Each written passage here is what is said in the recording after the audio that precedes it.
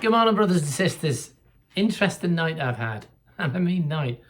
I was up very, very late last night because the Lord was throwing things at me. You know, literally, whoa, revelation, you know. And, but first off, it started with when I did start to get to sleep, I'm not sure, 3-4 o'clock in the morning, and I did start to drift off with so much going on in my mind. I had a vision of a cat and a lamb lying down together. That was the first one, a sort of big cat. I don't know if this means anything to anyone. And it just lied down and loved each other, okay? That was speaking to me, saying, it's gonna happen. The lion will lie down with the lamb, or the wolf will lie down with the lamb. It's changed a bit, hasn't it? And then many came out, and it was all lambs then. They just lay down and lay down in the field and the pastures. And that was it, and I drifted off to sleep. And that was, I thought I'd share because I think it's happening. Now I'm continuing in really what Brenda's saying.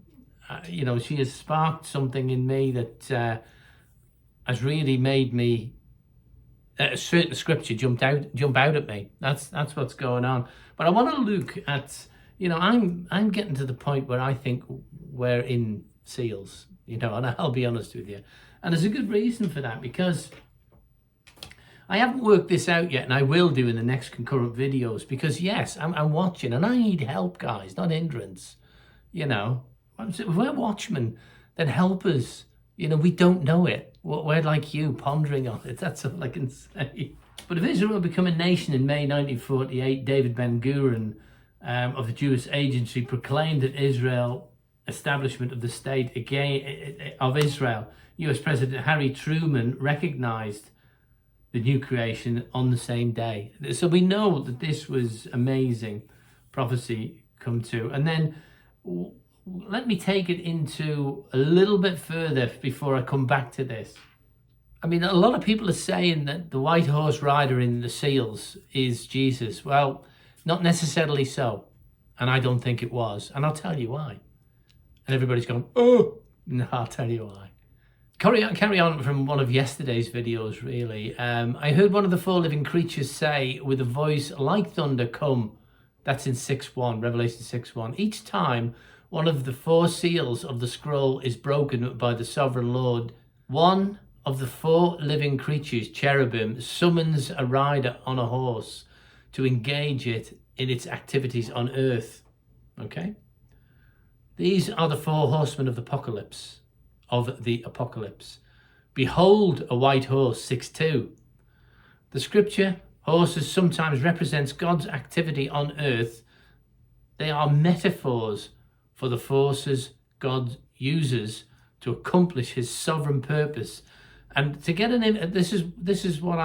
get an inference on that, to get some indication on that, I went to Zechariah 1:7-17, which opened up another door. Let's read. Upon the 4th and 20th day of the 11th month, keep that in your mind. I will be working on that date, which is the month of Sabbath, in the 2nd year of Darius, came the word of the Lord unto Zechariah and the son of Barak and Addo the prophet, saying, I think I got them right, I saw by night, and behold, a man riding upon a red horse. This is to give us an example of how God uses horses, right? This is where it started. And stood among the myrtle trees. There were in the bottom and behind him were red horses speckled and white. Don't know what that means yet, but it's very relevant to now. It's been brought up before, but in other contexts. Then said I, O my Lord, what are these? And the angel that talked with me said unto me, I will show thee what these be. King James Version today. And the men that stood among the myrtle trees answered and said, these are they whom the Lord hath sent to walk to and fro through the earth. Sent to walk to and fro through the earth in the last days. And they answered the angel of the Lord that stood among the myrtle trees and said, we have walked to and fro through the earth, and behold, all the earth sitteth still and is at rest. It's been that. It's not that anymore. They've been. That's my conclusion. Then the angel of the Lord answered and said, O Lord of hosts, how long wilt thou not have mercy on Jerusalem and on the cities of Judah, against which thou hast indignation these 70 years, 70 years, which has been going on. They became a nation in 1948. Okay? This is pinning things, guys. I've heard lots of comments saying, stop saying 1948. It was most significant. Let's just hold that one in your mind. And the Lord answered the angel that talked with me with good words and comfortable words. So the angel that communed with me said unto me, cry out, tell, saying, thus saith the Lord of hosts, I am jealous for Jerusalem and for Zion with great jealousy. And I am very sore displeased. This is what's coming. With the heathen that are at ease. They were at ease when they're saying peace and safety. That's not it. This was at ease. The world's been cruising for many years now. For I was but a little displeased, and they helped forward the affliction. They helped forward the affliction. So God can move it, according to Scripture. Therefore saith the Lord, I am returned unto Jerusalem with mercies. My house shall be built. This is the second coming. And it said that the Lord of hosts and the line shall be stretched forth upon Jerusalem. Cry yet, saying, thus saith the Lord of hosts, my cities through prosperity shall be spread abroad, and the Lord shall yet comfort Zion, and shall yet choose Israel. Okay, so that took me to the 70 years and the explanation of the why God uses horses. Still doesn't explain what I'm getting to. Let's read on. In Scripture, horses sometimes represent God's activity on earth.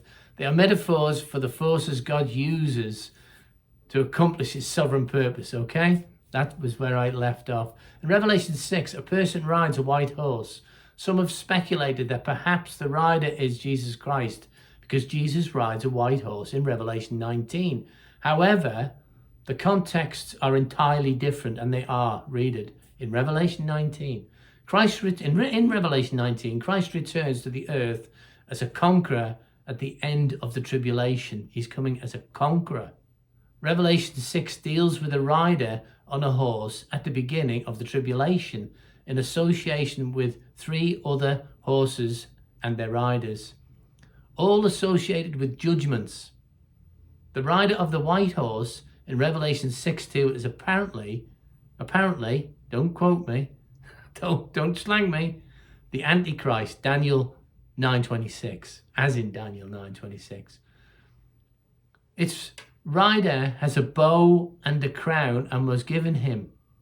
Okay? It was given him in 6:2. The crown suggests, doesn't it, that the individual is a ruler. The Greek word for crown, Stephanos, is the same word used of the laurel wreath given to winning athletes. Okay? He was given a wreath. Because the crown was given to him, some take this verse to mean that the world's inhabitants make the Antichrist their leader. Makes sense? This guy got everything. He's performed. He's done well. Think about it. Subsequently submit to his leadership. So he's done well. This is the man. This is the man. This is the guy that's going to help us. And read on. The bow without the arrow may indicate that the Antichrist world government will be established without initial warfare. Peace is not removed from the earth until the second seal is open. Verse 3. Perhaps the Antichrist will be counting on the peace covenant he will make with Israel, which begins the tribulation period of Daniel 9:24-27. That's my findings overnight. This came in about 2 hours overnight, which led me into a late night. And it's still late today. It's 1 o'clock in the afternoon. I'm normally at this long before now. So the releases of today are going to be late. I am going to continue on this now to bring this together, because Israel was made a nation in a day. Then we see that the indignation, 70 years, which we all know about this. Now, Israel 1948, May 14th, 1948, 70 years would bring us to Monday, 14th of May 2018. I can't tie this in yet. Now, they don't become one until they've done a year, do they? You're not one until you're one. So we add a year, Tuesday the 14th of May 2019. Now, this doesn't bring us to the Revelation sign yet. But I'm working on it, brothers and sisters, because I feel we are close. I feel that we are so close to rapture, to getting out of here. Because if Brenda is right, then we're mid-trib. And we know we definitely will not endure the wrath, because that's written. And I don't believe we will.